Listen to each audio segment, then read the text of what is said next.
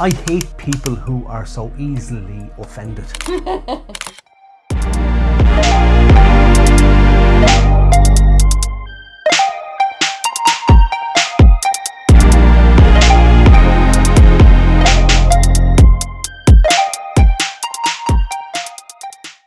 We're the happy headers. And Paul offends me on a regular basis. I don't know if you notice, guys. Just comment down below and let me know. Right? Siobhan, she's so offensive. a person cannot give offence. A person can only take offence. Oh, burn! Yeah. That's really good. Actually, that is so true. It is absolutely true when you think of it, because you or anybody else can say anything you like to me, and I can choose how I react to that, or if I want to react at all, if I just want to sit here and just ignore it, which I do ignore it a lot. He has to, he's just not. To be offended is a choice. Yeah, definitely. I recently had a massive argument with a parent, and it's because she took it to heart straight away what I said, Yeah. Like, she wasn't able to be reasonable. She got angry immediately and started shouting into the phone at me. Yeah. It's mad, isn't it? You see, you probably pressed one of our hotkeys, one of our hot buttons, something that she reacted to. And I think people being offended, I think it's magnified modern day because of the internet, because of social media. Yeah. Because we were talking earlier on this morning, I was talking about that sometimes, like, you don't get the context in a text message. If somebody is messing, joking, slagging you off, sometimes it can go the wrong way and the person can take offence because they don't understand the emojis that might go with a comment to give it a context. Yeah, absolutely. I mean, I think the Irish are very good at taking a slagging though, aren't they, Paul? They are, but people on the spectrum with autism, or maybe what's the other one? ADD maybe, or yeah. Or ADHD.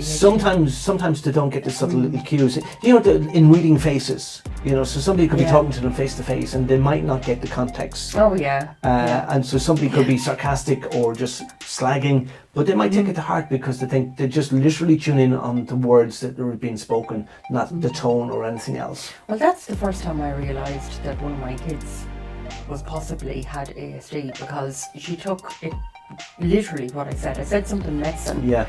I said it's something about a cup she had. I said, I'll throw it in the fire. And she started to cry. And I was like, oh my God, did you think I really meant that? And she did. She thought I meant it. Yeah. She didn't pick up on my tone or my expression or anything like that. Yeah, the whole. She was only about 4. But you see, as well as that, online, if there's a discussion going on, people will run with the crowd. Oh, whatever way the vibe is going. Yeah, the safety in numbers. There is, you see, and whether you agree wholeheartedly, if it was a one-to-one, if you would agree wholeheartedly with a particular stance or position, if the whole crowd, if hundreds of thousands of people are going one direction on it, you go with the crowd, and you can, they're offended, I'll be offended as well. Oh my God, yeah. Then you could be really left or really right-winged, that the whole thing. Siobhan, I think there are some people out there and they are looking to be offended. Oh, 100%. It's on their to-do list every morning. You can't say anything to them. No. And they take offence. I think that shows a huge sense of insecurity about them. Like, they're so insecure. There's so many hotkeys, so many things going on in their heads. They've not dealt with anything in their lives. No. Just push a button and you get a reaction. Yeah. So they can be easily manipulated. Yeah, and I also think it's a maturity problem too, isn't it?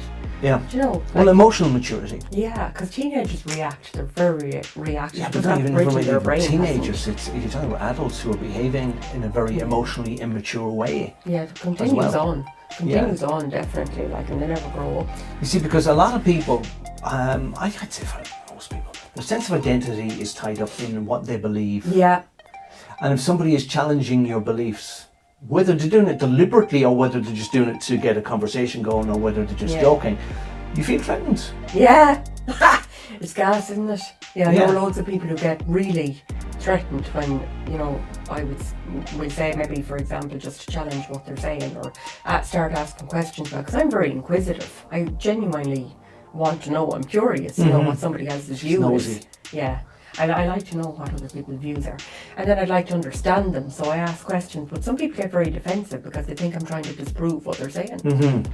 See, I've a really good friend, Martin, and we would be notorious, especially a few years ago, for getting involved in very heated debates about things. And there was one time we were like almost like nose to nose arguing about something. And a friend who was watching was waiting to see who was going to throw the first punch. But we got to a certain point and I go, I'm making a cup of coffee, do you want one? Yeah.